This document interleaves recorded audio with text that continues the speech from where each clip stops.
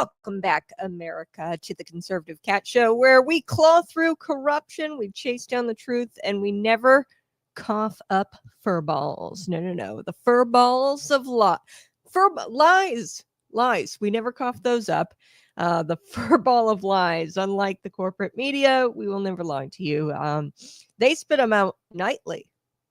By the way, like hairballs all over your living room. They cough up these fur balls of lies. And we're going to be talking about that today, actually, a little bit. The FCC chairman, Brendan Carr, he spoke with Sean Hannity, I watched last night, and he spoke out about the Kimmel cancellation. So they've canceled Jimmy Kimmel. Woohoo! This is great news. Donald Trump actually called it great news for America. So there is requirements for holding an FCC license. We're going to talk a little bit about that. And FCC chairman kind of discussed this with Hannity and how Jimmy Kimmel was a liability. Not only that, like Stephen Colbert, is expensive, right? So these people aren't getting any kind of ratings, these late night shows, broadcasters. So we're going to be chatting a little bit about that. We're also going to be chatting about the Peacekeepers. Wolves in Peacekeeper vests. Yes, I didn't get to this story yesterday. A few Peacekeepers, there's been a few more incidents. I've told you about Oscar Montez for years. Oscar Montez, this is a brutal beating that happened. This guy had to have his face reconstructed. And Oscar Montez was a peacekeeper. So these peacekeepers are getting paid like $200 a day, taxpayer dollars through the Peacekeeper initiative. And this is some criminal justice reform idea that Governor J.B. Pritzker or Mayor Brandon Johnson have come up with. It's a Chicago program mostly. And it is now coming under fire because these peacekeepers who are supposed to be out there in their yellow vests, playing guidance counselor, they're actually beating people up in the case of Oscar Montez, but there's been a few more cases, burglaries, some brutal crimes. And who would have thunk, right? A program that takes ex-cons, that's what this program is. They take ex-cons, reformed ex-cons, they put them out there in these vests, and they try to get those ex-cons to talk down the criminals in the streets of Chicago, the gangs in the streets of Chicago. Yeah. Who would have thunk that wouldn't work? Me. And pretty much everybody else knew that this wasn't going to work. So we're going to be chatting a little bit about that. Greg Gutfeld. I watched Sean Hannity, a little bit of Greg Gutfeld.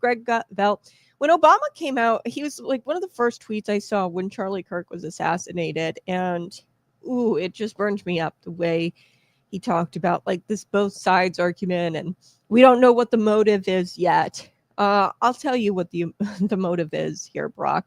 Evil. Okay, we don't need a motive to know that this guy is evil.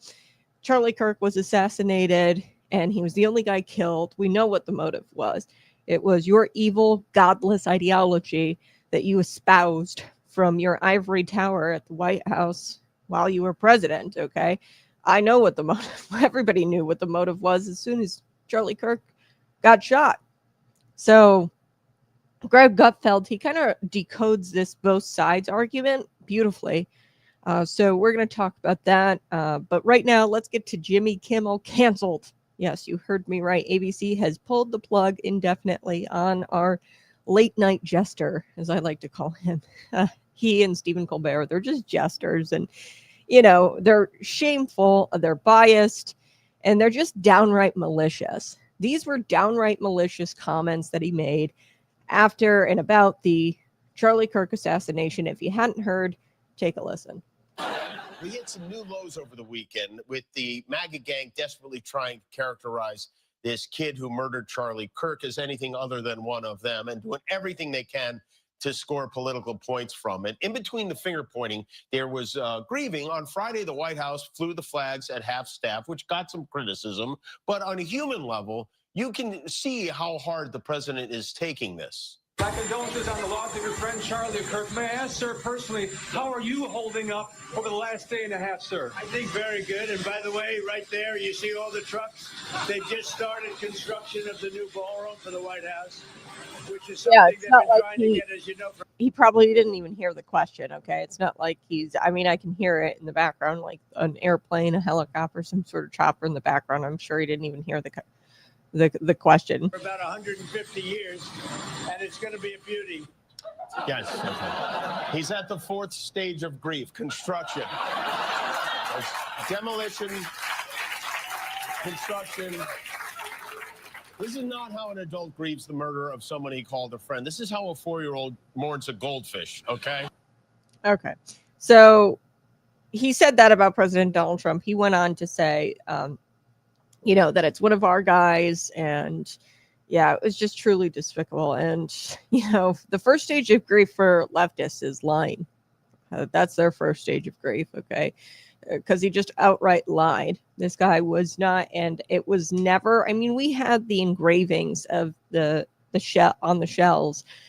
We had the engravings pretty early on, and we knew from the engravings. I mean, a lot of this was like trans type ideology, Antifa slogans. We knew pretty early on that this was, and I mean, let's just look at the assassination. Charlie Kirk was the only one who was assassinated. The likely that it was somebody on our side or somebody that was on the right, very, very small, especially considering you have left-wing violence, far out-wing, right-wing violence. I've begged people to tell me, give me one instance. And, people point to Melissa Hortman. You can't really point to that one. I mean, the damn killers, the alleged killer, Vance Bolter, you can't point to that when his wife worked for Tim Walz. Like, that means his wife is far left. I mean, to be working on somebody's campaign. Okay, Tim Walz's campaign. Not to mention he was very involved in a left-wing nonprofit organization. He was appointed by Tim Walz. They say that guy was the guy on the right. That went after Melissa Hortman. I don't think so. Okay. In his car, they found writings that said no kings. It happened on No King's Day, and that was a left-wing protest. So, I don't know. Before the liberals cry cancel culture, and JB is already out there crying cancel culture, and that this is an attack on free speech. There's a big difference between a company deciding, hey, we should probably cancel this show. He's become a liability. And the cancel culture or the attacking freedom of speech that has come from the left against the right. There's a big difference between that. I mean, they've tried to jail you. They actually raid pro-lifers' homes at gunpoint. Okay, that is called cancel culture. This is a business realizing, this guy has kind of become a liability. So this is accountability. The company is taking accountability, and the marketplace is finally saying we're done subsidizing the failure and the lies. We're done doing that, these broadcasters. And I want to get to Brendan Carr here in just a second, because he nailed it on the head here, and he described the difference between broadcasters and cable news being Fox News and CNN, and YouTubers like myself, streaming. So I want to zoom out. Kimmel, he wasn't just unfunny. He was a liability. Okay. Ratings were in the tank. They all are, like, across all of the alphabet soup mainstream media. The ratings are in the tank because advertisers are fleeing. And worst of all, his comments following Charlie Kirk's murder it was just tasteless. That was dangerous disinformation as well, because that's just a flat out lie. We know that the guy was, in a romantic relationship with a transgender individual. That is not somebody on the right. He espoused Antifa, slogans, or he engraved Antifa slogans on the bullets. He said catch fascist on one of the bullets. I mean, this was clearly somebody on the left. So the FCC chairman, Brendan Carr, he nailed it on the head. He says broadcasters are different. And, you know, recently we saw the news of Stephen Colbert's show getting canceled. ABC has a license. The Stephen Colbert show, I don't know who carries him. I don't pay attention to these mainstream media folks rarely anymore. But ABC, they have a license. The people who carry Stephen Colbert, they have a license. It's an FCC license. And with that license comes an obligation to serve the public and to serve the public interest. Okay. You can't serve this godless progressive ideology, you know, with this license. You have an obligation to serve the public. And, you know, I want you to think about that. CNN, Fox News, that's all cable. Okay. Streaming services like Netflix, YouTube, all of it is a totally different ballgame. But ABC, NBC, CBS, those are public airwaves, and they exist because we allow them to exist. And as we found out, the Trump administration coming in, that a lot of these folks were receiving taxpayer dollars. Okay, so they are abusing this privilege. We allow them to exist. Okay, they only exist because people allow them to exist. We, the people. And they don't want to lose their licensing anymore. Okay, that is where we're headed. Part of that is probably because the Trump administration has actually got an FCC chairman in there who's worth a damn. Okay, so it's kind of like the church holding the keys to the sanctuary. If the pastor starts preaching about Satan or drag queen story hour or whatever, and he starts doing that instead of scripture, the congregation has a right to say, not in our house. Okay. And the ratings are in the tank, and everything in that business relies on those ratings. And the advertisers don't want to advertise on a product that is very niche. Okay. Jimmy Kimmel is a very niche audience. They're think old granny who has, you know, cats and like super liberal boomer. Okay. That is who Jimmy Kimmel attracts to the television. Okay. And you know what? President Donald Trump, he deserves credit because he put somebody in there, a chairman, Brendan Carr. Trump is the first guy in decades really to stare the media industrial complex in the face and say, look, I'm not afraid of you.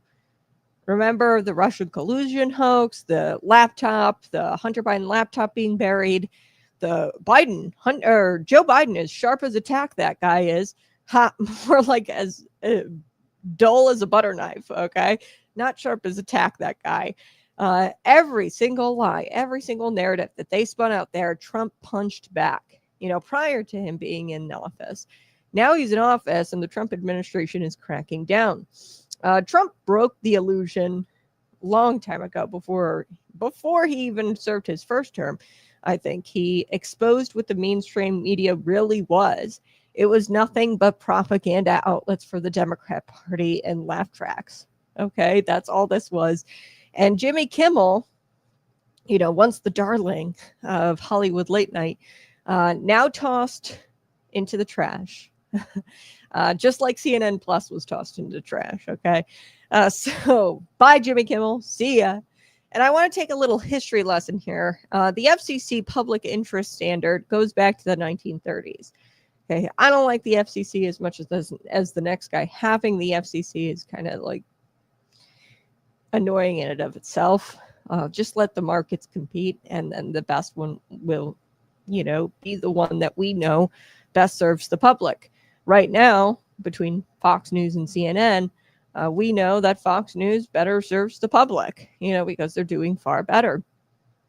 Broadcasters back in the 1930s, they had to prove that they were serving their communities, okay, with real news, balanced, with integrity. Okay. And over the years, the FCC has kind of like not done their job. Government not doing their job, not enforcing regulations that we have on the books. Weird. I wouldn't have seen that one coming. They let the networks just run wild. The ABCs, NBCs, CBSs, the alphabet soup, they just let them run wild. And now what you've got are clowns, okay, Jimmy Kimmel, and they've turned late night comedy, what's supposed to be late night comedy, into a Democrat Party cult. I mean, that's what it is. It's kind of like cultish. I would even say like most of the Democrat Party or most sane people don't tune into Jimmy Kimmel. It's your weird boomer grandmas, and it's like a cult-like following that he's got. So Nexstar Group, media group, Sinclair, these are the broadcasters. Okay, they're saying, nah, not anymore. We've got to take back the airwaves. We got to make sure that we are actually serving the public, and it's about damn time. And guess who's to applaud for that? Brendan Carr at the FCC, because the FCC is no longer sleepwalking. Okay, so let me ask you, when did these comedians stop being funny? Okay, because once upon a time, and this was way before my time, but talked to my dad a little bit about it, and he says, Jay Leno, Johnny Carson, there was a time where these comedians would crack jokes about everybody. Republicans, Democrats, nobody was safe, and it was balanced. And that's called humor. Okay. But now you've got the Kimmels and the Colberts, and they are not just jesters and idiots and just totally unfunny, but they are priests of progressivism. They don't really get applause for their book or for their jokes. It's a laugh track, as I had mentioned earlier. And if they do get applause, it's really for their sermons. They're not trying to crack a joke. They are performing sermons. Orange man bad, clap. Republicans evil, clap. And that's not comedy. That is a cult. And it's cult-like behavior. And look at the money. Okay, that is another part of this. Colbert, he lost $50 million. Okay, for the broadcaster that he was with. I don't remember which one he was on. I think it was CBS. But Kimmel, his ratings, along with Colbert's, they've all tanked. Okay, it's like I said, it's a very niche audience, and you're not serving the public at large. And people have been kind of voting with their remotes. They go to Fox News, they go to CNN, they go to YouTube, this channel, they go to Netflix streaming. So they've lost their ratings. Their ratings have tanked. Broadcast media is dead. And, friends, I want to look at this from a scripture, from the lens of scripture. Proverbs 14:9 says this: fools mock at making amends for sin, but goodwill is found among the upright. Jimmy Kimmel mocked the death of a man who stood for free speech, truth, the gospel, for liberty. And I'm sorry, that's not comedy. That's wickedness. And scripture tells us that he's not going to be mocked, and his people won't be mocked. And America cannot continue to reward wickedness and expect blessing. Okay, we're not going to and expect blessing. We're not going to receive this blessing if we continue to reward wickedness. America will never heal if we continue to reward evil behavior like Jimmy Kimmel's behavior and him mocking the death of a guy who stood for free speech, truth, and liberty. And maybe, just maybe, pulling Kimmel is just one small step towards repentance. And I believe that there is a turning point happening in this country. This is just one small step towards that cultural repentance that we so desperately need as America. And this is a step toward reclaiming entertainment that uplifts people and doesn't tear people down. So what does all this mean? Legacy media is dead. It isn't invincible anymore. And it means that we, the people, we've got more power than I think a lot of people realize. Your dollars, your viewership, your voices, that can really change culture. And it has. Jimmy Kimmel thought he was untouchable. Stephen Colbert thought he was untouchable. And it turns out that you're just another disposable puppet, Jimmy Kimmel. So I'll leave you with this. America doesn't need late night comedians preaching politics. America needs truth. They need family. They need faith. And they need freedom. And these so-called funny men lost their way because they abandoned humility. That's really what happened. They thought they were prophets. They thought that they were these really funny guys, and they thought that they were preachers, really. And God raises up prophets, not ABC. So really, the fall of Jimmy Kimmel and Stephen Colbert is because they were prideful. And Jimmy Kimmel, don't let the studio door hit you on the way out. So I'm really excited about this news. Smash that like button, share this out with your friends. Hey, somebody tell Jimmy I'm hiring $9 an hour. Help me pull weeds. That's John P. John P. is a landscaper. Appreciate you being here. Late night was kind of funny. Even younger versions of these comedians made me laugh at times. Conan being one of them. But you're right. They're bitter comedians. They're now bitter comedians. I would even go a step further saying that they're not really funny comedians at all, because comedians, they tell the truth, and that's what's so funny. Like, that's what makes jokes so funny, is that there's a little bit of truth to it. Jimmy Kimmel his joke there about Charlie Kirk and about Donald Trump, it fell flat because there was no truth behind it. And if these people abandon the truth, they're not serving the public at large. And that's what these broadcasters are. They're realizing, Sinclair Nexstar Group, they're realizing, oh, shoot, we're not doing our job serving the public. We're going to get our license pulled, the FCC. So that's exciting stuff to see this really be, I think, this turning point of cultural repentance. And this is a step towards truth being restored. I mean, these people just outright lied. They thought they were prophets. They thought that they were untouchable, and they would just preach Democrat politics, not even Democrat politics. They would teach progressive, godless ideology. And, this is a time where we need truth. All right, let's shift gears. I want to talk about peacekeepers. So on paper, these programs sound really, really compassionate, but they're not. Today's topic is one of the biggest scams in Illinois, and it is the so-called Peacekeepers initiative. And it's part of a much larger taxpayer-funded program that promises safer streets, fewer shootings, less violence, criminal justice reform. Okay, and the truth here is that they are wasting money, and they have turned literal criminals into so-called police officers, guidance counselors, really, because they're not allowed to act as law enforcement. But they get the vest on, they get paid $200 a day to go out there and play guidance counselor with gang members in the streets of Chicago. So let me be blunt. Peacekeeper programs don't work.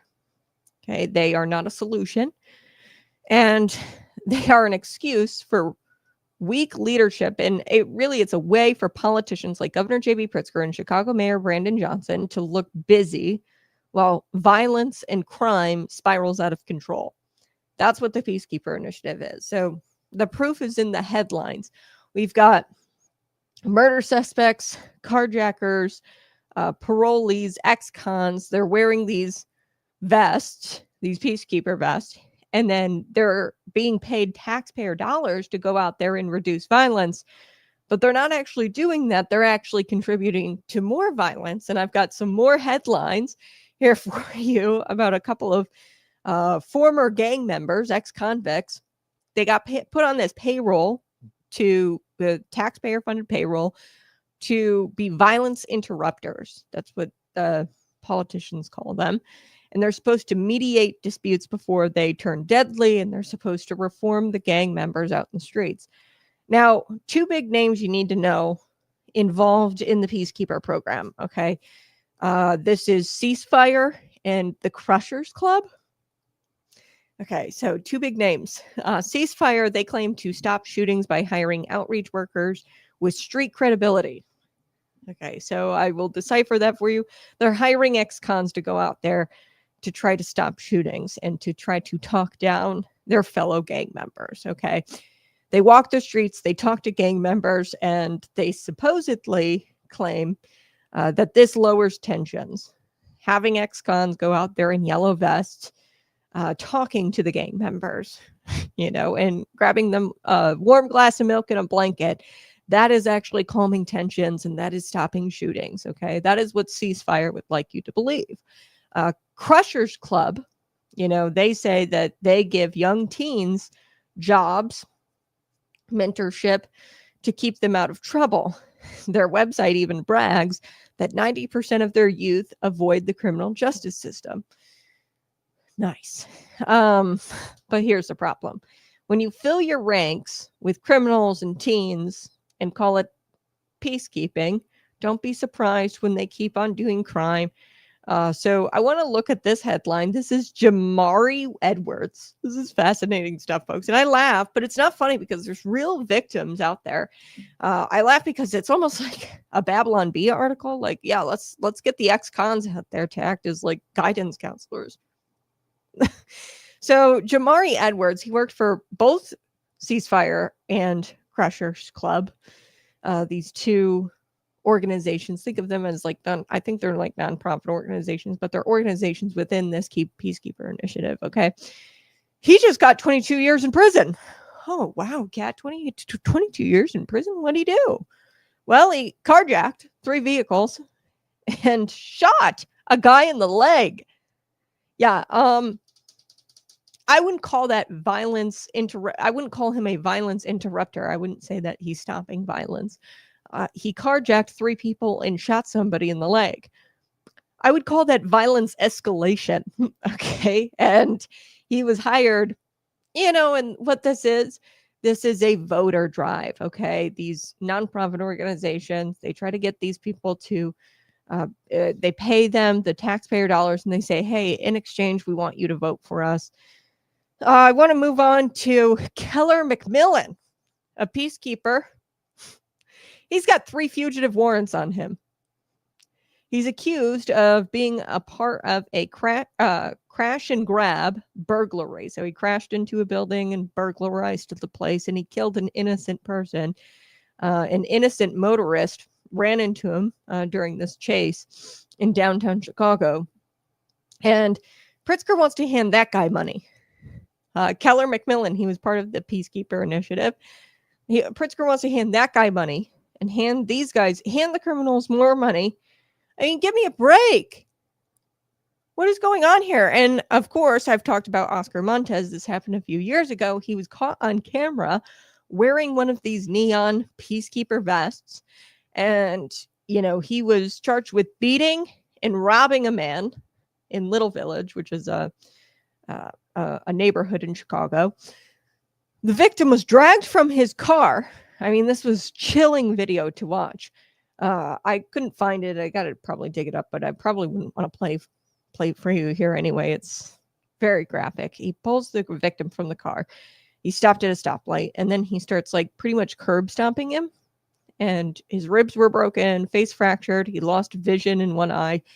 And, Montes even in the video peels the jacket off or the vest off, the Peacekeeper vest off, and then he tries to sneak away.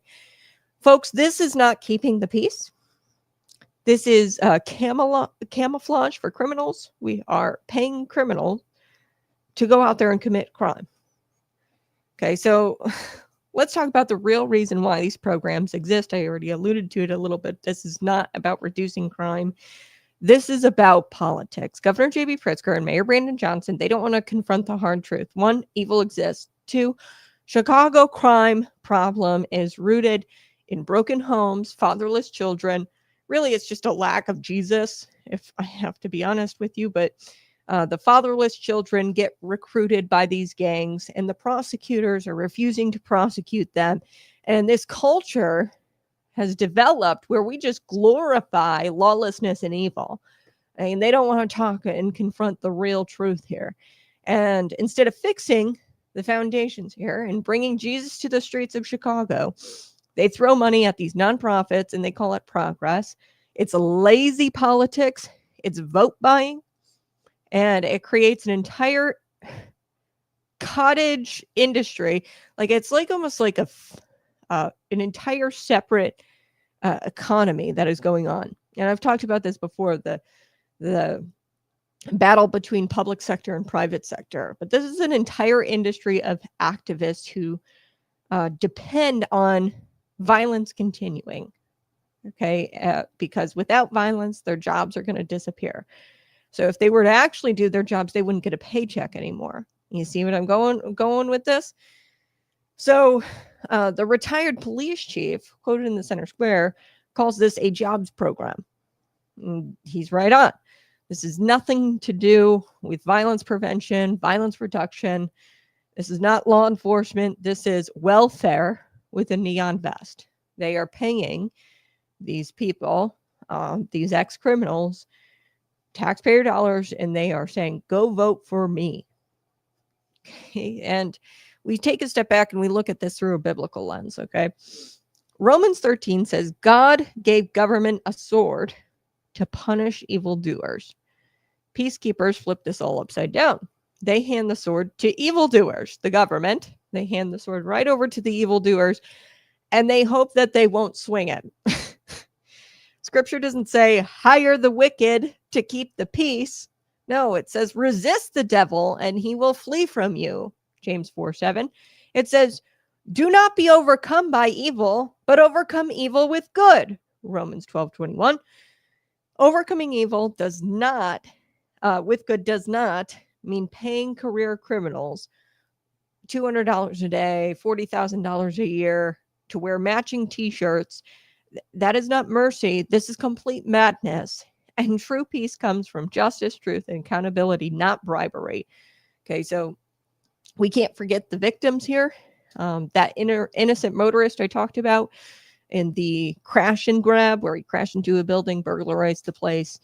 That happened. The innocent motorist died on Michigan Avenue. He was killed because this guy was allegedly involved in a burglary, reckless driving, crash and grab. And the guy from Little Village, where he lost sight in his eye, he was blinded after being attacked by somebody in a Peacekeeper vest. And I mean, the victims are really all the families in Chicago and in the neighborhoods, because it remains a war zone. And these politicians are boasting about their violence interruption programs and their violence interruption investments with their own dollars. Illinois has poured, by the way, $375 million, probably more, because it's really hard to track this stuff. But from my calculations, from what I understand, about 375 mil. That's 375 mil that could have gone towards police officers, actual police officers, detectives, victim services, community programs run by churches, by the way, the places where actual transformation happens and the places where fathers in the home is advocated. That's really advocated for. That is really the problem in Chicago, fatherless homes. And the church needs to speak up and needs to be empowered by our government to preach the message that, hey, family is an institution, the first really institution that God gave us, I mean, is the family. So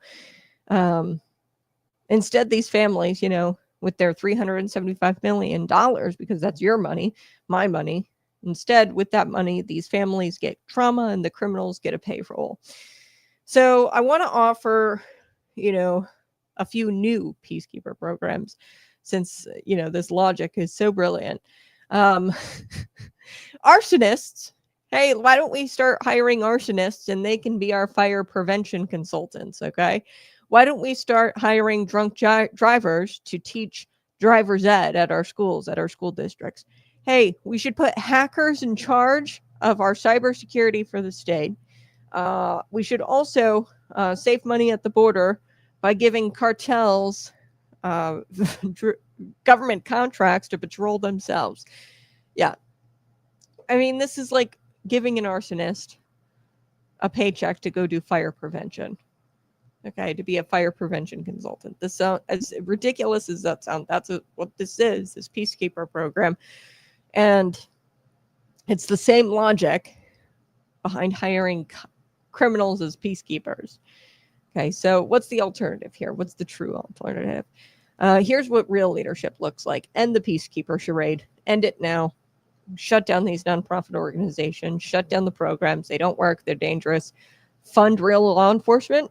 Okay, give the money to the police officers. Hire police officers. Give them the tools that they need. Let Donald Trump come in. Federalize the city.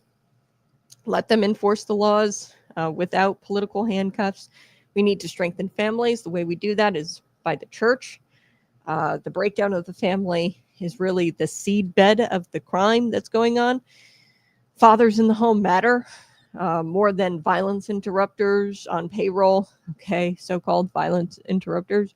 We need fathers in the home, and our preachers in Chicago need to be preaching that. And we need to empower our churches and our faith groups, not these nonprofit individuals. We need to empower our churches because the real heart change comes from the gospel. Okay, we're not going to change a spiritual problem with worldly solutions. We aren't going to change it with a government stipend. Really, what needs to happen is gospel needs to be shared. So these churches have been doing this work in Chicago long before the nonprofits were, and long before these nonprofits got these state contracts. Okay, so we need to go back to empowering our churches. And we need to hold politicians accountable. Governor J.B. Pritzker and Mayor Brandon Johnson, they love these programs because they produce headlines, not because of results. Voters need to see through this scam, and we need to vote these people out. Okay, friends, Isaiah 5:20 warns us, woe to those who call evil good and good evil. It's exactly what Illinois leadership is doing with the peacekeepers. They take criminals, they label them peacemakers, and then they demand you fund this lie. Meanwhile, violence continues, families grieve, and politicians collect applause. Let's stop pretending. Peace doesn't come from programs that hire felons to interrupt violence. Peace comes through truth, justice, strong families, and faith in Christ. And the next time you hear Pritzker or Mayor Brandon Johnson demanding more federal funding for these peacekeepers, just remember this. They're not keeping the peace, they're keeping power. All right, I want to take a quick break, but we're going to come back because Gutfeld, he decodes really former President Barack Obama and this co-host, Harold Ford Jr. They have this both sides argument. And people have been saying this, both sides, commit political. Give me one freaking example. Like, really, like, I think that they'll bring up like Melissa Hortman and Paul Pelosi. Number one, Paul Pelosi, we don't know what went on there because Paul Pelosi answered the door in his underwear and somebody bashed him in the head with the hammer, a dude. And I don't know, it seems really fishy and weird. And we never really got to the bottom of that story. Same with the Vance Bolter case. The alleged killer of Melissa Hortman. He killed her, this Democrat. She was an elected official. But Vance Bolter seems to have really strong ties to the Democrat Party. So you can't really say that's coming from the right when it's pretty clear that he was somebody on the left. Okay? It appears that he looks like he's somebody on the left. He was appointed by Tim Walz. His wife worked for Tim Walz. I mean, he worked for nonprofit organizations for African American, like nonprofit, like what do you call them? Like Black rights organizations and things like that. And I don't know. I can't think of a single time where somebody on the right wing or in the right wing where they went after somebody. I really can't. So during an episode of Fox News The Five yesterday, the co-host discussed Obama's comments that he made on Tuesday at this Jefferson Educational Society's 17th Annual Global Summit. Whoa, boring. And Obama, he preached about so-called equal an equal amount of violence coming from both the right and the left. And one, is just untrue. Okay. Two, Barack Obama, when he first found out about the Charlie Kirk assassination, he put something really disgusting out there, and I'll never forget it. It was a tweet, and he said, "We don't know the motivations of the killer yet." Okay, come on. The motivation here, there is no motive to kill like that. Okay, really. There is a dark, evil demon inside somebody to go and kill somebody in cold blood in front of his two children and his wife. The gunfire went off. The little girl ran up to her father because she was scared of the gunshot. And, he's bleeding out. He's no longer there for her. So what compels a person to do that? I'll answer that for you, Obama. This dark, godless, really ideology that has gripped the Democrat Party and the left for decades. And I'm really actually praying for the Democrat Party. They come back, and they come back home, and they come to their senses. Because if they don't, we will all be gunned down. All right, I want to get to this. I got to take a quick break. I need to get a drink of water. And then we're going to be back with Greg Gutfeld.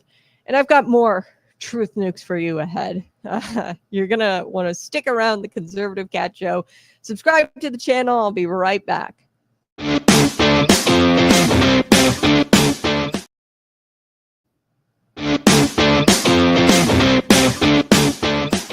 Check your blind spots. Men love to call things out. Weakness, hypocrisy, failure.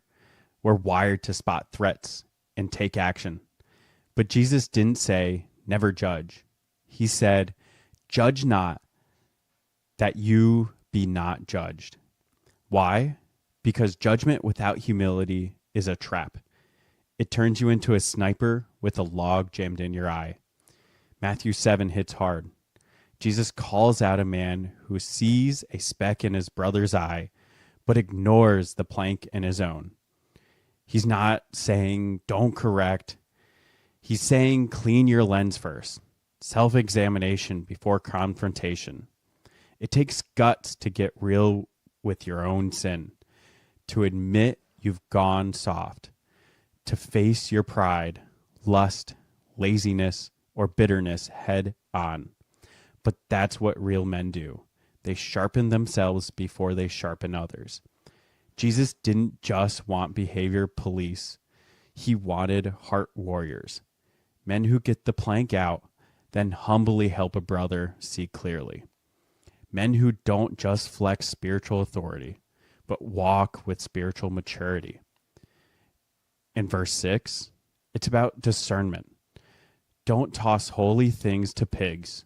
Don't waste truth on ears that mock it. Know when to speak. Know when to walk away. Before you blast through your next workout, check your form. Same with life. Patriot Pump fuels clean, focused energy, but you've still got to show up. Power with purpose. Clarity with strength. That's how you train. That's how you lead.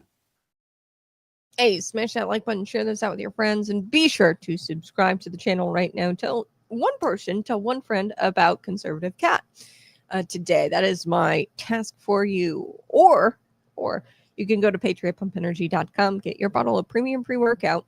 We've got the fruit punch flavor. It is right on the shelf behind me. It's a Christian conservative company. The premium pre-workout, it is so much better than the pre-workouts there on the shelf at the grocery store. I'm telling you, it's cleaner. Your energy is not coming from loads of caffeine and sugar. It is coming from, this is an alternative energy drink. It is coming from black pepper extract and a little bit of caffeine, and we put some other great things in there. Be sure to grab yours today with the promo code ConservativeCat at checkout for $10 off. $10 off. All right. Before we took the break, I was telling you a little bit about Fox News host Greg Gutfeld, and he's kind of decoding former President Barack Obama's comments here about this both sides argument. And he also, and we'll talk about this co-host Harold Ford Jr., he also brings up this both side argument following the assassination of Charlie Kirk on September 10th. Can't believe it's been over a week. And it's been a rough week, I'm sure. Throw it in the comment section. How are you feeling? Are you all right? So on Fox News The 5 yesterday, the co-hosts discussed Obama's comments, okay, on Tuesday. And I'm going to play some of Obama's comments here on Tuesday, where he was at the Jefferson Educational Society 17th Global Summit, annual summit, and he preached about so-called equal violence, okay, on coming from both the right and the left, and that's just not true. I do want to play this. Take a listen. Here we go. Well, speaking of the events of the world, you are in Pennsylvania, as you know, earlier this year, the governor's mansion, the subject of an arson attack, the tragedy in Minnesota back in June, the horrific murder in Utah of a conservative activist. Are we at an inflection point in our country? Where are we today? Well, we are certainly at an inflection point, not just around political violence, but there are a host of larger trends that we have to be concerned about. I think it is important for us at the outset to acknowledge that political violence is not new. It has happened at certain periods in our history. But it is something that it is anathema to what it means to be a democratic country. And regardless of where you are on the political spectrum, what happened to Charlie Kirk was horrific and a tragedy. What happened, as you mentioned, to the state legislators in Minnesota, that is horrific. It is a tragedy. And there are no ifs, ands, or buts about it. The central premise of our democratic system is that we have to be able to disagree and have sometimes really contentious debates without resort to violence. And when it happens to some, but even if you think they're quote unquote on the other side of the argument, that's a threat to all of us. And we have to be clear and forthright in condemning it. Now, that doesn't mean that we can't have a debate about the ideas that people who were victims of political violence were promoting. And so I've noticed that there's been some confusion, I think, around this lately. And frankly, coming from the White House and some of the other... Okay, I'm going to stop that there. It goes on, but I think we get the gist. He said, quote, "We are certainly at an inflection point, not just around political violence, but there are a host of larger trends that we have to be concerned about. Political violence is not new." Yeah, it's not new. The Democrats, they killed JFK, they killed Abraham Lincoln, MLK Jr. Yeah, pretty much any time the left or the establishment, the Democrat establishment doesn't get their way, somebody winds up shot. So he goes on, he says, political violence is not new. It's happened at certain periods in our history. What happened to Charlie Kirk was horrific, and it was a tragedy. When it happens to somebody, even if you think, they're quote unquote on the other side of the argument, okay, the threat to all of us, and we have to be clear and forthright and condemn it.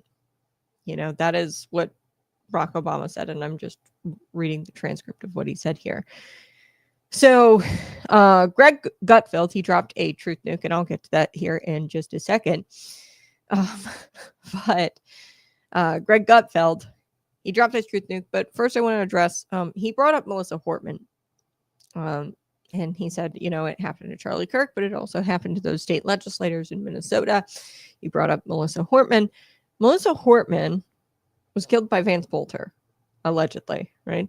I don't know if he's been convicted of that yet. It's a very odd story. Vance Bolter's wife worked for Tim Walz, the governor of Minnesota. He was appointed by Tim Walz, the governor of Minnesota.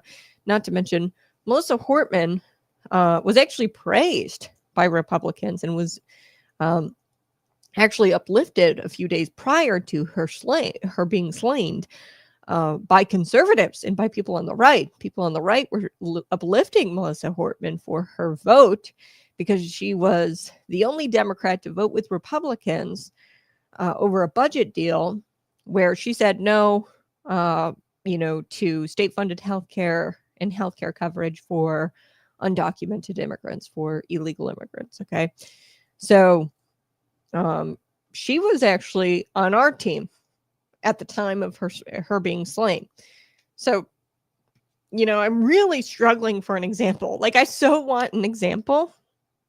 And, I don't even think that we should give it to him.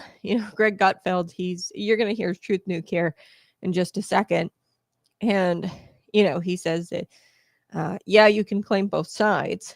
But when it comes from our side, which I don't even think it has come from our side, the right, violence in any kind of form, fashion, you might make an argument about January 6th, but nobody died that day except a Trump supporter. So what violence, right? And really the violence against the Capitol Police, they brought it on themselves because they engaged the J6ers first, in my belief. And it was a defensive violence, which is justified. But Greg Gutfeld, he says that, hey, when it comes from our side, okay, the right, even if it does, okay, if it were to come from our side, they wouldn't have this both sides sentiment. They never say that. They always point and they always say, it's your side. It's your side. Okay. They want us to say, oh, it's both sides when something like this happens by somebody on the left. When somebody on the left guns down somebody or guns down several people in the case of the Nashville shooting, they always want us to say, be the bigger guy and say both sides. Well, they're never the bigger guy, and they never say both sides when, it's us on the right committing the violence. So let me play this. This is Greg Gutfeld's truth bomb here. Here we go. I have a rule of thumb, though. When they say it's both sides, it's their fault. Because when it's your fault, they just say it's your fault. You follow me? So every time you hear both sides do it, they're culpable. Because when it's our fault, they never say that. They just go, it's your fault. So remember that. Also, I want to go back to something. I have a rule of thumb, though. When they say it. There's the truth bomb. There it is. Greg Gutfeld. And he says, I have a rule of thumb. When they say violence is on both sides, it's their fault. Okay? Because when it's your fault, they just say it's your fault. Okay? When it's the right's fault, they just say it's your fault. They never use this both sides argument. So every time you hear both sides, they know they're culpable. Because when it's our fault, they never say that. They just go, it's your fault. So remember that. I hope you're following Greg Gutfeld here because it's a terrific point. They expect us when violence on the right happens. And I don't even really want to go there because it doesn't. Right? Point out one example. And I was actually talking to a friend about this the other day. The people on the alt-right, and I know some people on the far right, I don't associate. They definitely don't listen to this program. They tend to lean very anti-Semitic type narrative towards anti-Semitic type narratives. I've said Nick Fuentes, which I'm not saying Nick Fuentes is anti-Semitic. I'm just saying that, he tends to attract the alt-right, the very far right, and I don't know. I think that they're going to regret killing Charlie Kirk, because you're going to see anger boil. I mean, you've gotten us to a boiling point, and you're going to see people start to lean towards Nick Fuentes and some of these more further right. And like taking shots at President Donald Trump is so fascinating to me, because President Donald Trump is by no means, I would say, a hardcore conservative. Okay, there's things that President Donald Trump does where I'm like, and a lot of people on the right think that. And you know, he's more of a moderate type guy, really. And I like that in a president, which is why I'm such an advocate for Donald Trump as a president.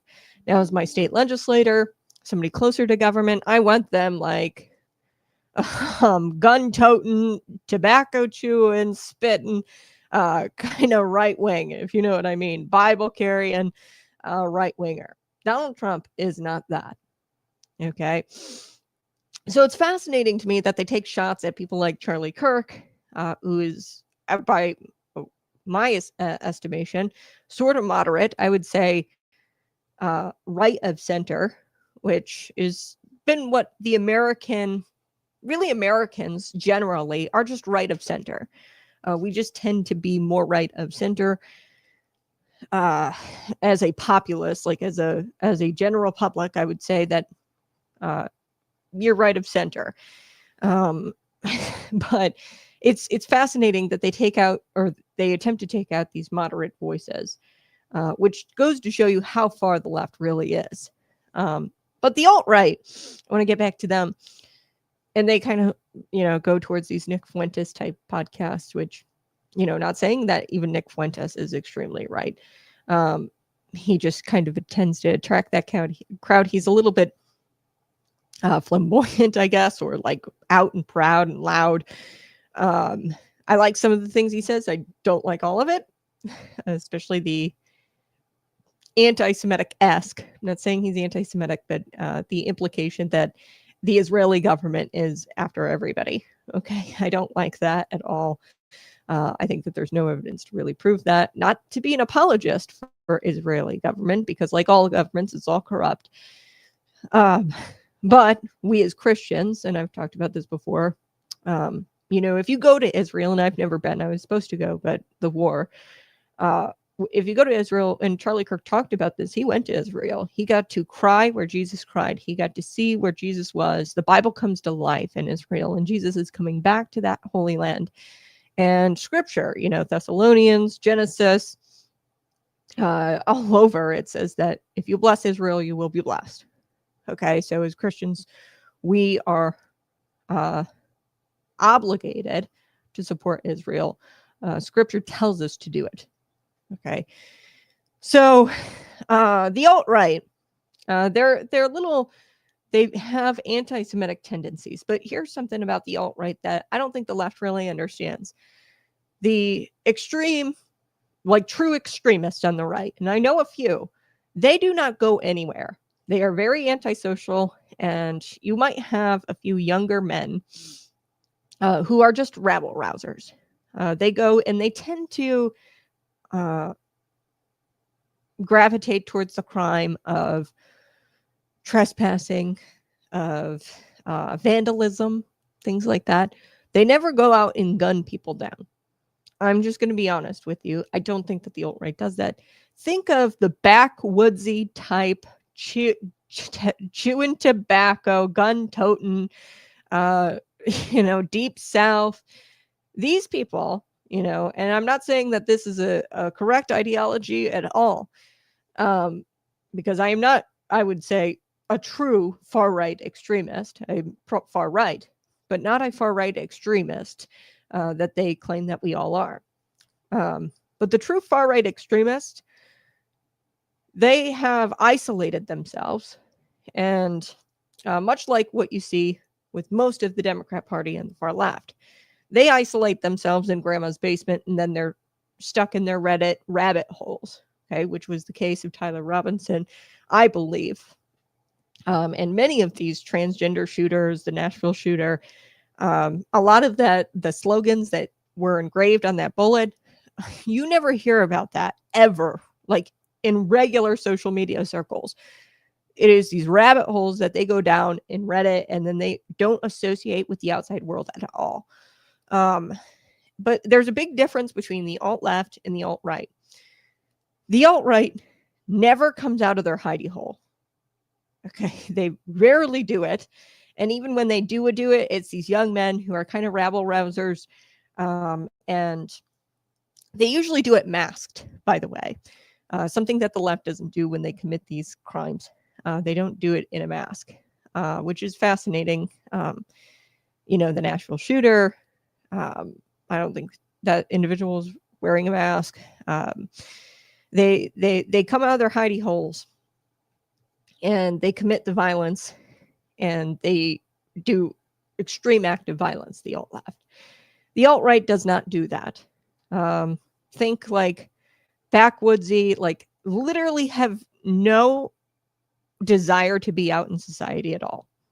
Okay, that is them. And I bring that up just because I think that there is a misconception of what the alt-right is and who right-wing extremists are. Right-wing extremists are not people wearing a MAGA hat. Right-wing extremists are people who you will never see, okay, to be quite frank. So I want to get back to the show. Ford Jr., Harold Ford Jr., this is another clip. He claimed that radicalization was happening on both sides.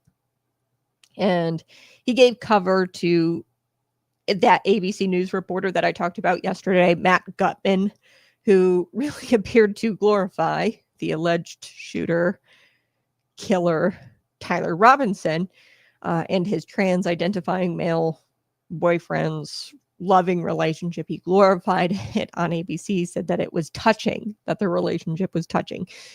And I want to share this with you.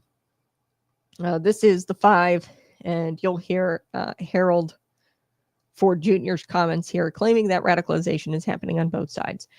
In these Reddit circles, and I want to get back to this, in the Reddit circles, there are calls to go out and to stop, Donald Trump, to stop Charlie Kirk. There are calls to do that.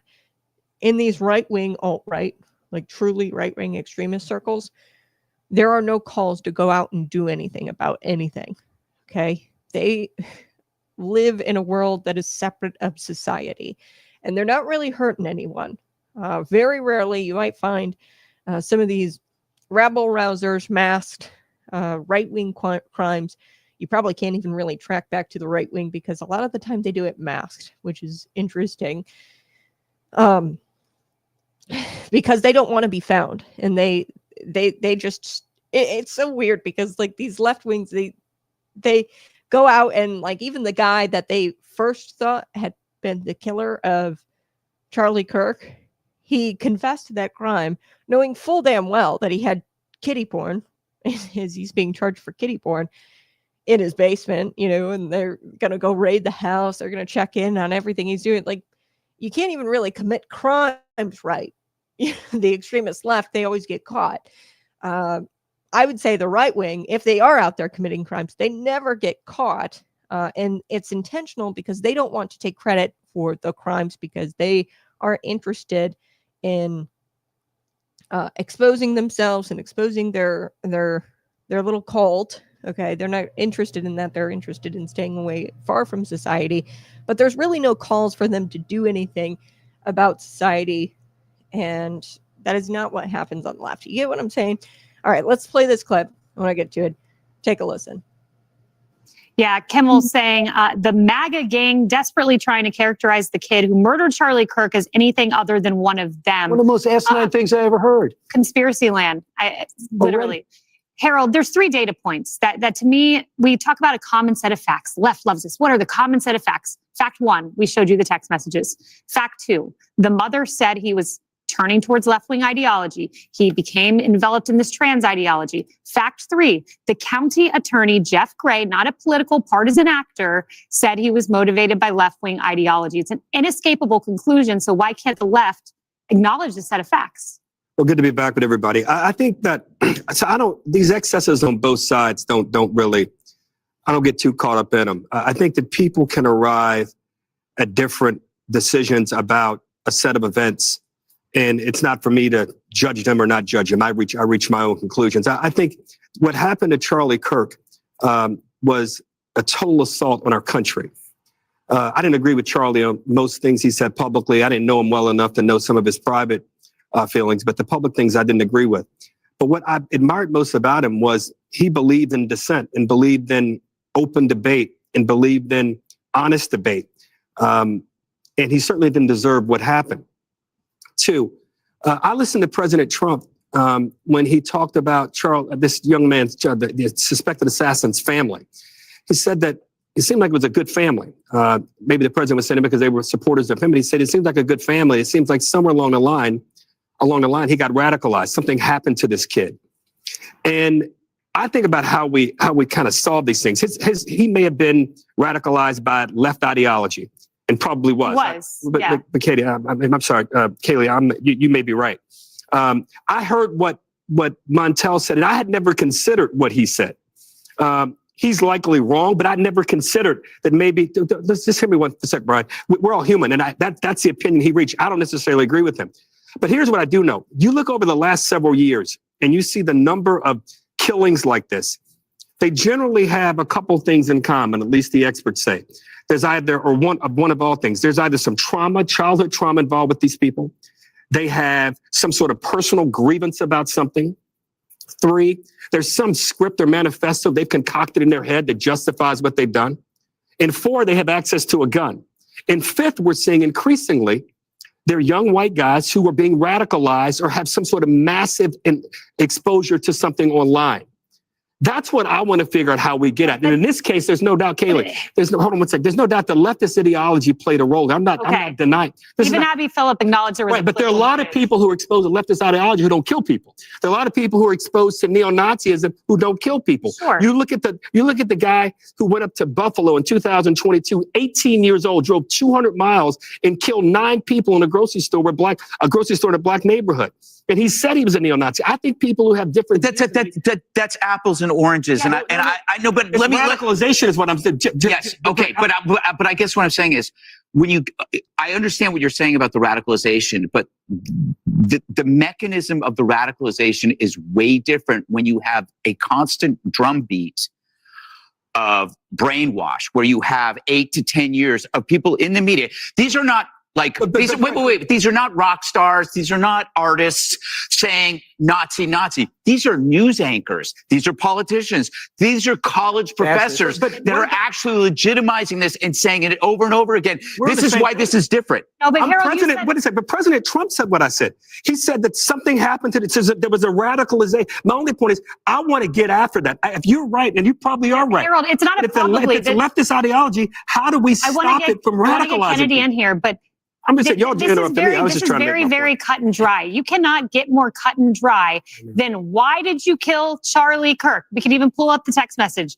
I had enough of his hatred. What did Charlie stand for? Charlie wasn't a left-winger. Charlie was a mainstream conservative. Charlie was a Christian. Charlie was a constitutionalist. And the man hated that, and he wrote it in a text, Kennedy. Yeah, I mean, not too different from Luigi Mangioni's manifesto that you talked about, which, I'm sorry, if you are trying to instill fear in people using your politics or based on their politics, that's terrorism. Yep. And I'm shocked that they dropped those 2 charges from Mangione. Well, the court did. The prosecutor tried to do it. Right, yeah. The court did. The judge allowed that. And, Paul Morrow's like, Alvin Bragg should probably appeal that. Yeah. You talk about trauma. A lot of people have had trauma. Most people have had childhood trauma. They don't go out and murder someone that they find to be abhorrent.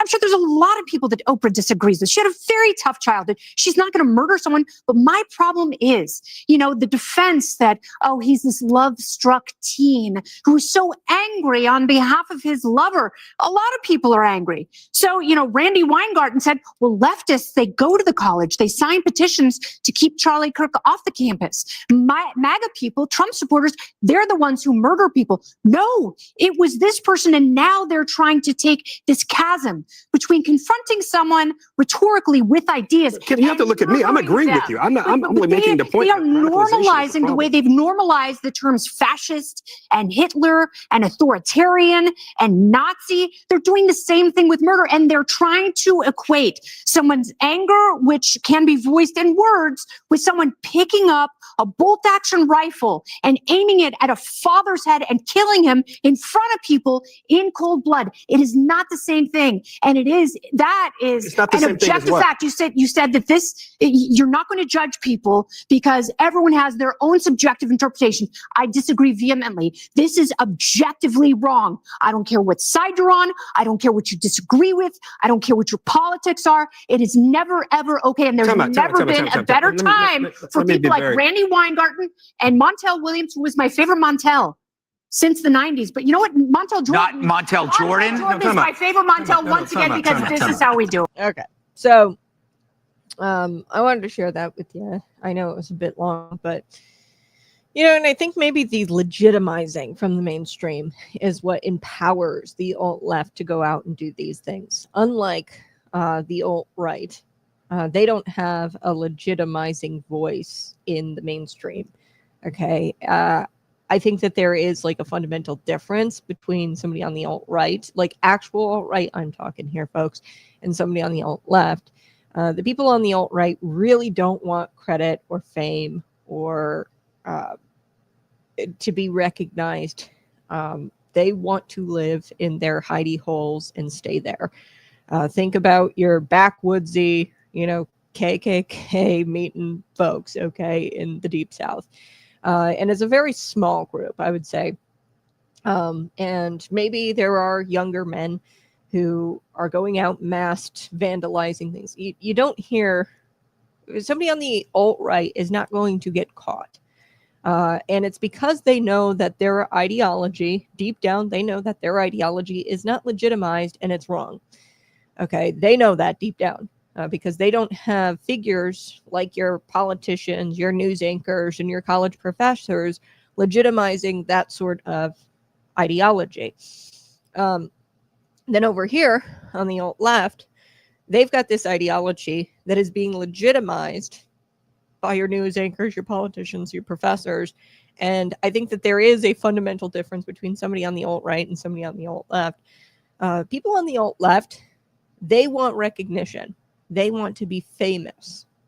Okay. They want to be a victim. There's this victim, mentality. They want to be elevated to a level of fame and status. Okay.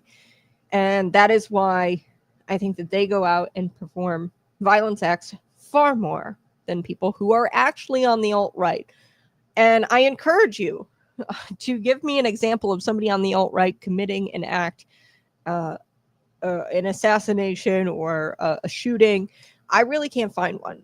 People bring up the Melissa Hortman case. Vince Volter is not on the right. I don't know where that came from, but just because she was a Democrat does not mean she was killed by somebody on the right. Okay, Vince Volter worked for Tim Walz, was an appointee of Tim Walz, and his wife worked for Tim Walz's campaign. Okay, and then he was also on all kinds of left-wing nonprofit organization groups or worked for them. So he wasn't somebody on the right by any means, I don't think, Vince Volter. So, yeah, this is what, Kennedy said. He said, they're normalizing Kirk's murder like they normalize the term fascist, Hitler, authoritarian, Nazi. And they're doing the same thing with this murder, and I vehemently disagree. This is objectively wrong. I don't care what side you're on. Yeah, so Obama, he insisted there in that clip that I had played earlier that there are fringe elements on both sides. And that might be true, but there is one side that is being legitimized by mainstream, and they are the ones who are committing the violence. There is only one side doing that, there might be fringe on both sides of the aisle. In fact, I know there are fringe on both sides of the aisle. But the fringe on the right isn't going out there and gunning people down. You know why? Because they are not being legitimized by politicians, professors, and news anchors. Beyond insisting that there was fringe elements on both sides of the political aisle that would go out and commit acts of violence, he also decided in that conference, and it was a longer clip, I didn't want to play the whole thing, he also said that he never pushed divisive rhetoric during his time at the White House. So here's the quote from him at that global summit, quoting Barack Obama here. He says, "But I will say that those extreme views were not in my White House. I wasn't embracing them. I wasn't empowering them. I wasn't putting the weight of the United States government behind extremist views." When we have the weight of the United States government behind extremist views, we've got a problem.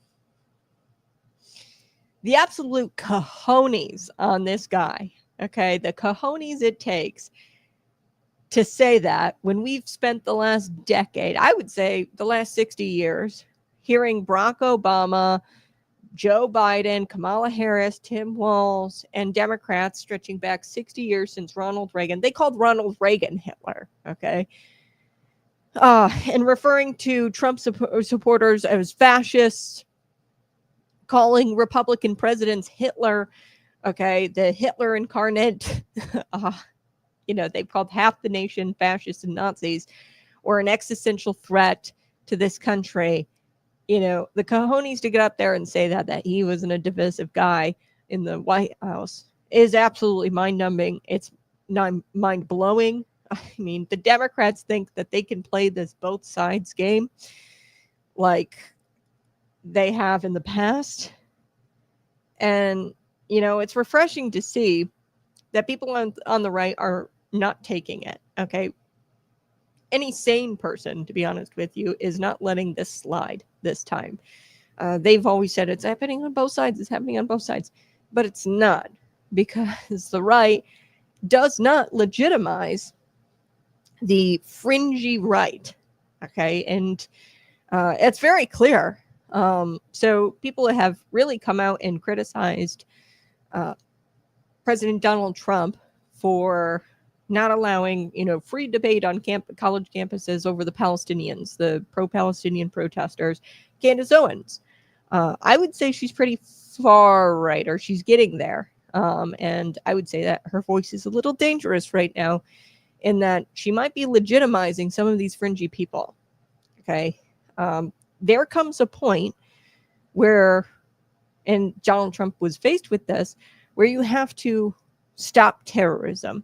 Okay. And that's what was going on our college campuses. You had these Palestinian protesters who weren't really protesters. They were foreign agents of our foreign adversaries here under the guise of wanting to come to school.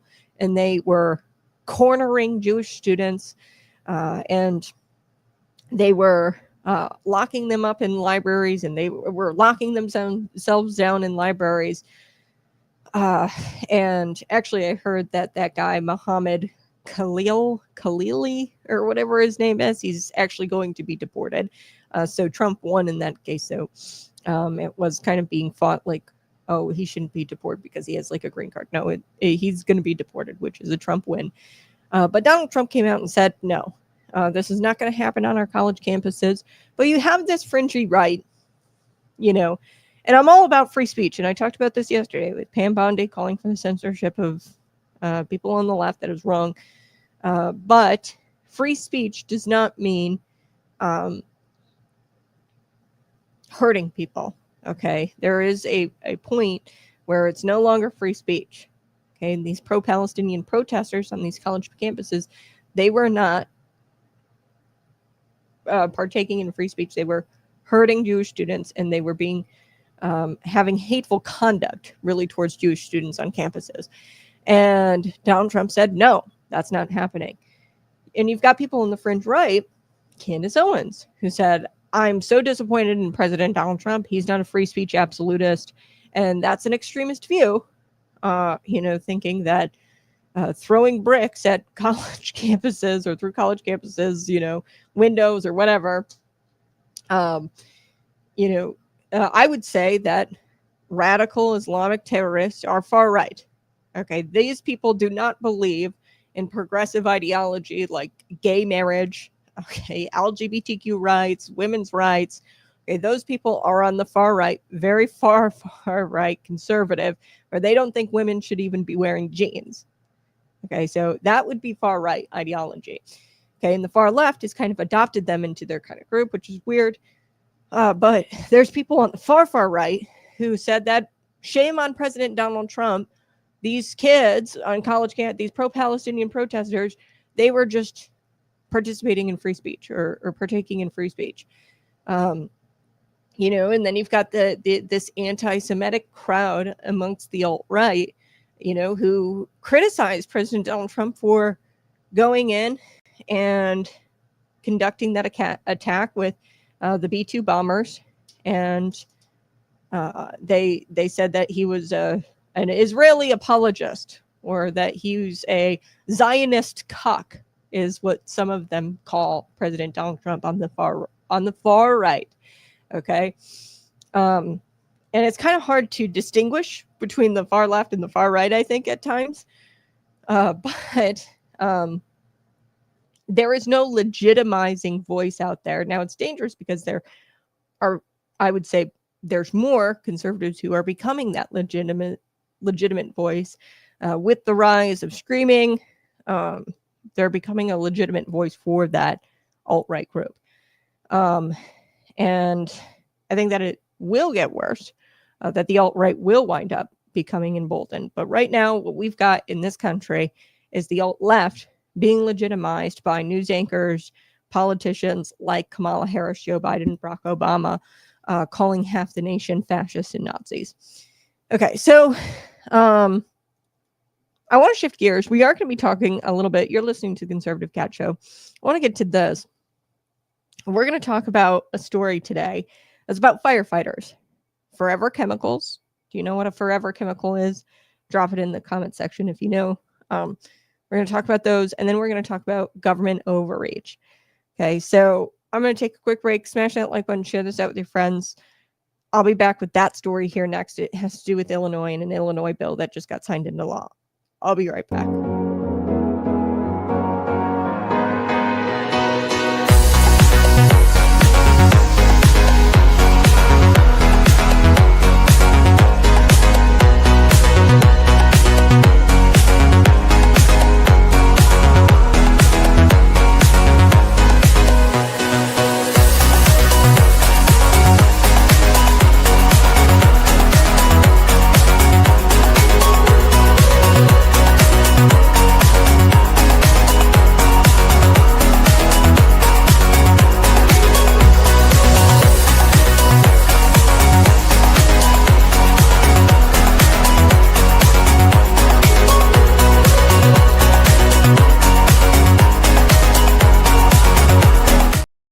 Hey, go ahead and smash that like button, subscribe to the channel. I so do appreciate you being here. I do want to talk about this story. I'll get to some of your comments. KKK was a Democrat political construct to intimidate for votes. Yeah, so it's kind of weird. Once you become super far right and super far left, they start to blend. It's really weird. It is a leftist. Like, they start to become more and more leftist because you get further and further away from the Bible. That's really what this comes down to. I wouldn't even say that's left or right. It's just people who are going further and further away from the Bible. The Bible talks about all men. There is no Jew, no Gentile. The difference between Jew and Gentile or Greek. There's scripture that talks about that we're all equal and we're all made in the image of God. Okay, so the further you get away from the Bible, the more apt I think that you'd be to commit acts of violence. And I don't think that's happening from really these alt-right people. I think it's happening more from the alt-left at this point because their ideas are being legitimized in mainstream. But at a point, extreme is extreme, right? I don't even think that there is like a clear line between somebody who's alt-right and alt-left because a lot of them share the same ideas. They're just anti-Semitic, and they're anti-God, and they're anti-America. Yeah, I think it's fascinating that they do, like, ultimately go so far right, you wind up becoming a leftist. And I think that there are legitimizing voices emerging in the right-wing movement here. And we have to be careful, and we have to condemn it. We have to say, no, we are not the group that says, hey, the Jews are killing everybody, the Israeli government's after you. Okay, we shouldn't legitimize that ideology because it's extreme. There's no evidence for it, right? And same on the right side, or on the left side, they shouldn't be legitimizing this left-wing extremist ideology about the transgender. A lot of the people on the alt-right are like these libertarian type folks. And I say that, and that's why I'm not a libertarian, because you go from right-wing, I think, Republican, to libertarian, to full-blown right-wing extremist, where, libertarians, they believe in like pro-choice. Okay, they believe in like abortion. Okay, they're pro-choice. So there's not a big difference between somebody on the alt-right and the alt-left. They're just extremists, and they're anti-America, and they're anti-God. So I've been saying it for the last couple of weeks on this show. I don't even really think it's a fight between the right and the left. I think that it's just between Christians and non-Christians at this point. So I want to get to this. This is a bill that just recently got signed into law. It deals with firefighters, forever chemicals, and of course, government overreach. And I want to start with a picture. Okay, imagine a firefighter suiting up. He pulls on those heavy bunker pants, straps up his suspenders, throws on the coat over his shoulders. His helmet goes on last. The chin strap is tightened, and he's about to run into a burning building, a place where most of us would be running out of it. Okay, but his whole job is about saving lives. But here's the cruel irony. The very gear he's putting on, this armor that is supposed to protect him, contains what's called forever chemicals. Okay, this is a term. It's called PFAs. I am anti-PFAs.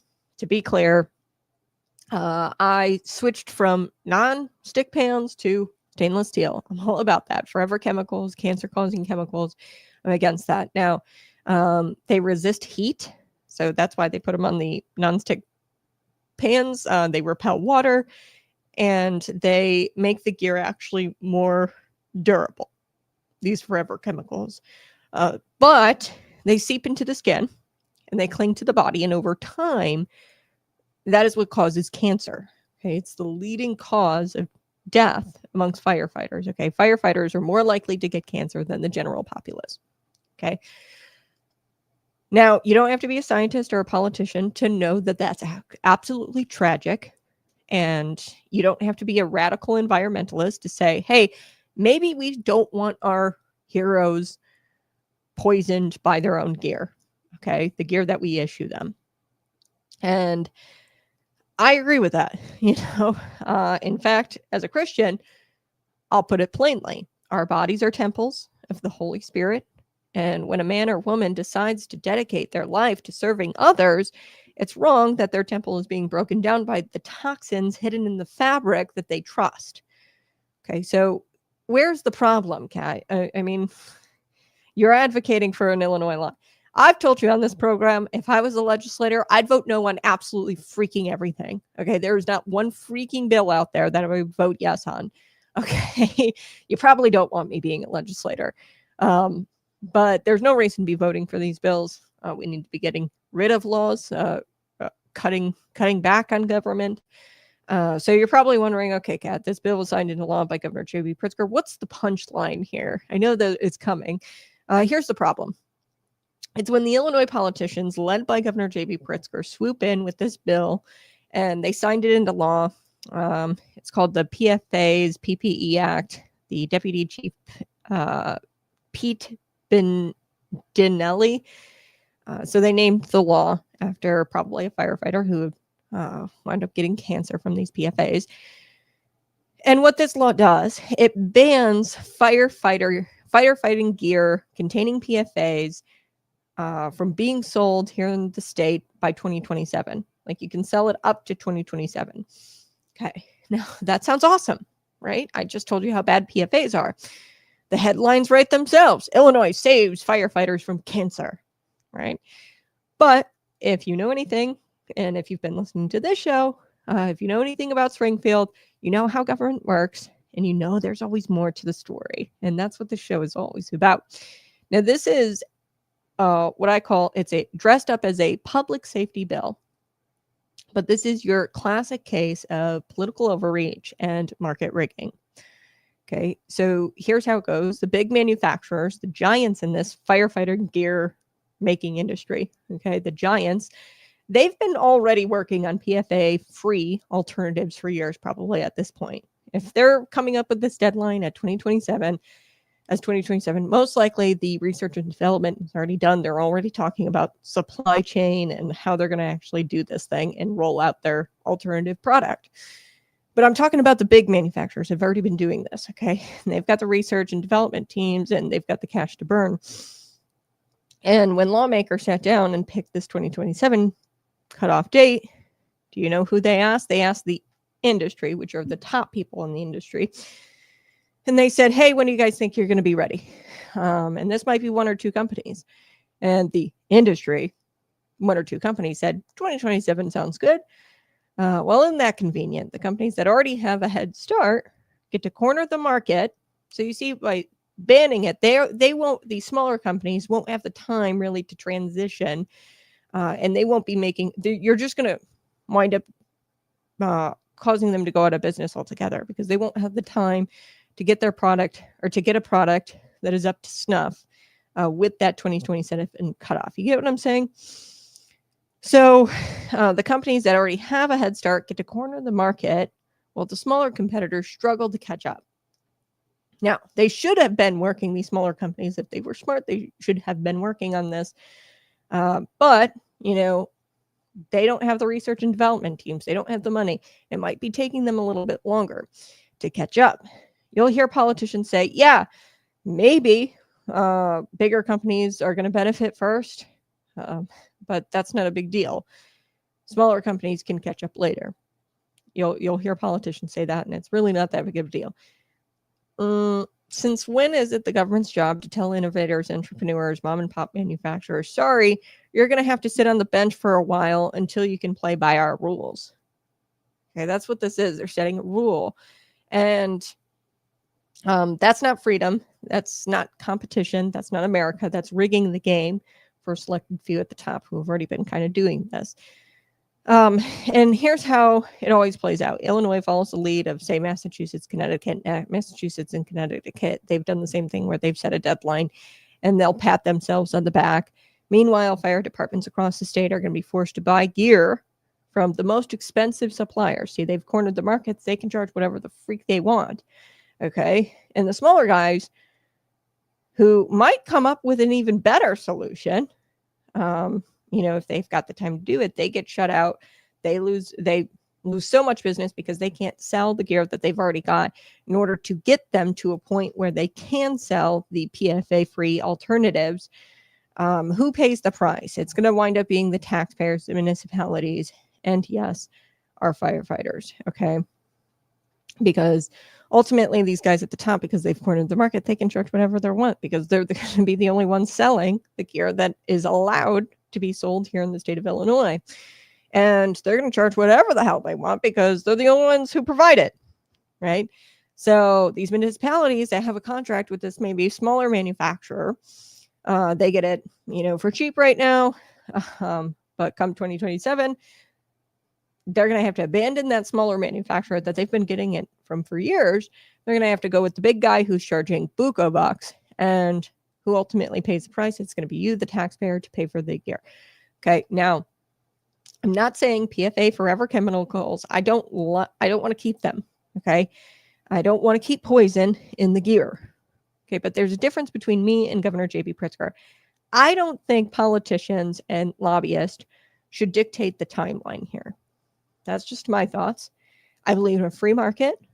if you tell me that there's gear out there that's safer, better, and protects against cancer, I am going to go buy it. Okay. You don't have to force anybody to go buy it. Most likely people are going to go to those bigger chains, and then it's going to really inspire the small manufacturers to transition themselves off of the PFA gear, off of the forever chemical gear, and then they are going to work like hell to try to make the PFA free alternatives to compete with the guys at the top. And then when you have competition, that drives innovation, and it brings down the cost, and you really create a demand for safe gear, and the manufacturers will have to compete to fill that demand. Okay, that's how markets work. And I don't know why this is so hard to understand. Competition drives innovation. And in fact, you might have some of these smaller companies saying, oh, well, they came out with their product and it's PFA free alternative, but we can come out with something better. And they're going to transition themselves off of the PFA gear. And then they're going to create something even better than what the big guys have. And then you have this beautiful thing, which is like competition, right? And it's driving innovation. Mandates drive monopoly. And, I can't ignore the elephant in the room here. Firefighters need gear that holds up. Okay, right now, let's just say the PFA gear, like I said, it's water resistant, it's fire resistant, or heat resistant. That's why they put it in there. Okay, and it can, let's just say it withstands up to 700 degrees or something like that right now. Now, they might come up with an alternative that's PFA free or chemical free, but it can only withstand up to 400 degrees. Okay. Now, that's a life or death difference, okay? You can ban the chemicals all you want, but the firefighter crawling through the blaze, the fire doesn't care about what the Springfield deadline was, okay? The fire only cares if the gear holds up or if it fails. Okay, so if we rush this transition from PFA to PFA free, we risk giving our heroes gear that won't protect them in the very moment that it matters. Okay, because you're not going to have that innovation and that competition that happens naturally when there's no deadline, when there's no mandate. And you could have a company that, innovates to compete, and they come up with something even better, that is going to be more heat resistant and not contain those PFA. So, yeah, that's it's not compassion what we're doing. It's negligence really dressed up as progress. We're not realizing how free markets work. Okay. And this bill passed unanimously. Every single legislator voted for it. Every single one. And this happens all the time. Like they come up with these bills, and I'm like, God, do the legislators not think critically about this? And there's some decent legislators out there. Do they not think critically about this for just a second? Okay. And I want the PFAs gone like yesterday. Okay. As much as the next guy. But there's a way about going, or there's a way of going about this that is going to yield better results, yield more innovation, and keep the costs down for the municipalities who have to buy the gear. So let me give you some history to show you how these things always backfire. Okay. Remember asbestos? Okay. Back in the day, it was actually hailed as a miracle fiber. Okay. Fire resistant, durable, cheap, and it went into everything, asbestos. It went into insulation, buildings, you name it. Decades later, we learned that it causes cancer. Okay. And the bans came down hard, like banning asbestos, right?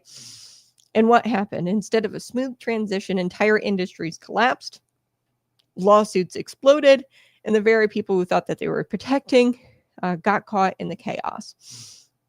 So something that you might relate to more as an Illinoisan, the ethanol mandates. Okay. Politicians thought that they were saving the environment by forcing ethanol into gasoline. Right? What did we actually get? Skyrocketing food prices, land distortion, and a system where big ag companies laughed all the way to the bank while small farmers struggled. And government meddling, it never really solves anything. It just kind of distorts. And that's exactly what happens, what's going to happen here. I can already see it. Instead of innovation naturally replacing PFAs, and it already seems like they're already doing it, right? Because they wouldn't set this deadline if there isn't a company out there that's close to having PFA-free gear. So it's already kind of happening. There's no reason to set that deadline, because what you're doing is you're going to really destroy everybody else in the industry, and there's going to be a couple of people at the tippity top who corner the market. And Illinois, they're copying Massachusetts and Connecticut here, and they're slapping this deadline on it, and we're pretending that we're the heroes here. But I'll bet you this is probably what happened, and I don't know for sure, but maybe a lobbyist somewhere who helped write this bill, it was a company, and they're their first company, and they know that they're just a couple of years away from really releasing this type of gear. And they're going to be the first ones in line to sell to Illinois fire departments the approved gear at premium price. And this is never about pure safety. Okay, these companies don't care. Okay, they don't care at all. This is never about pure safety. This is about control and contracts, and that's how Springfield works. And I bet the company or the lobbyist who wrote this, hey, politician, you do this for us, and then we'll make sure you're taken care of.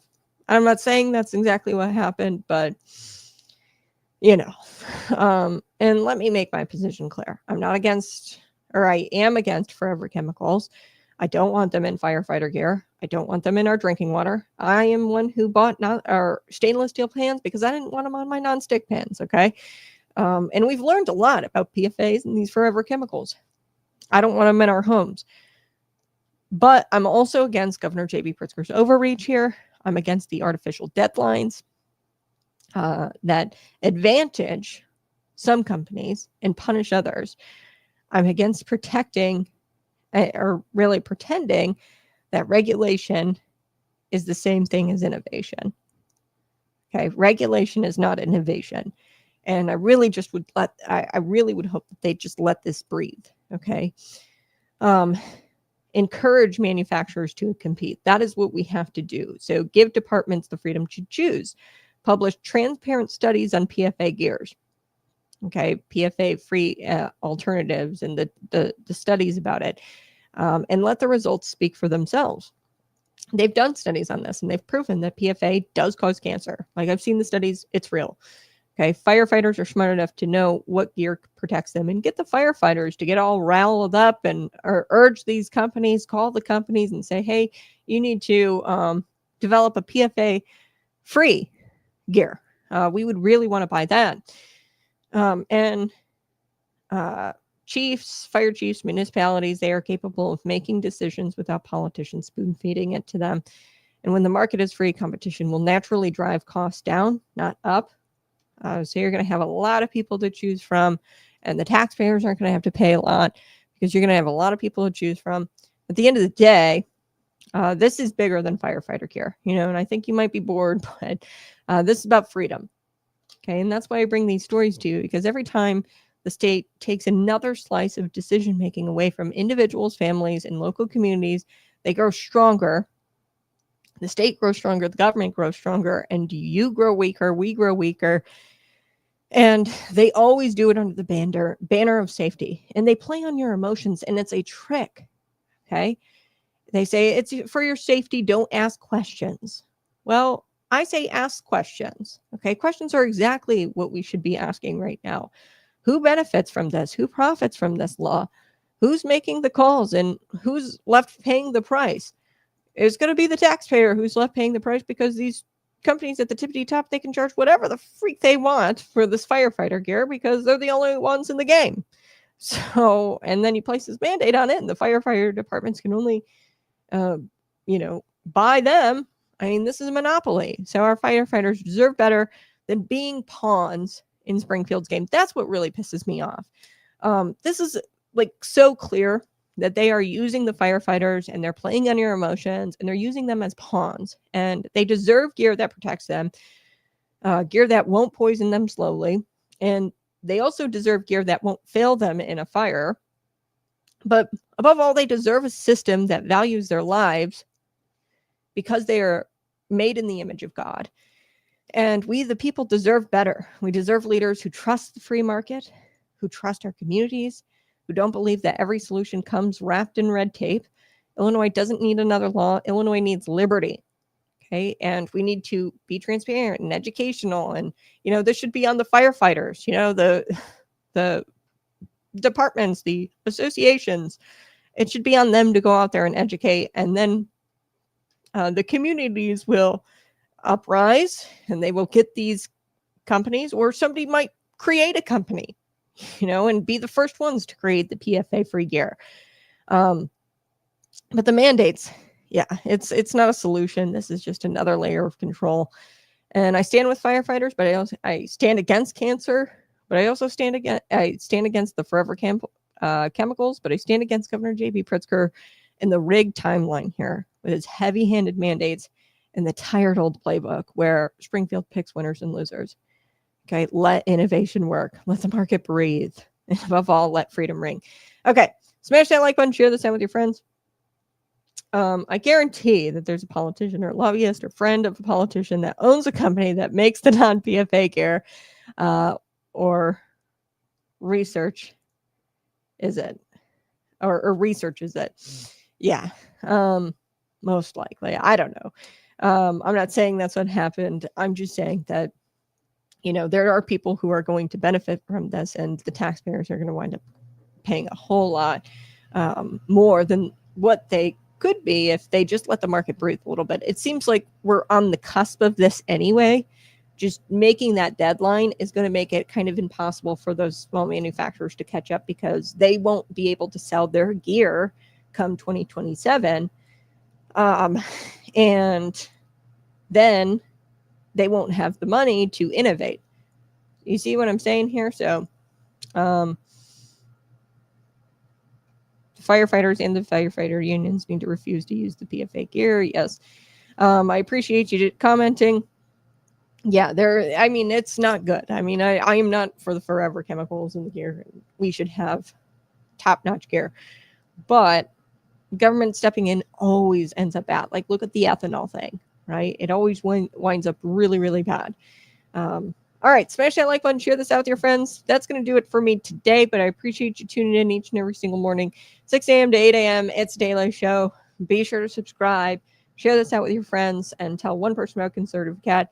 I'll catch you tomorrow morning. Bye-bye.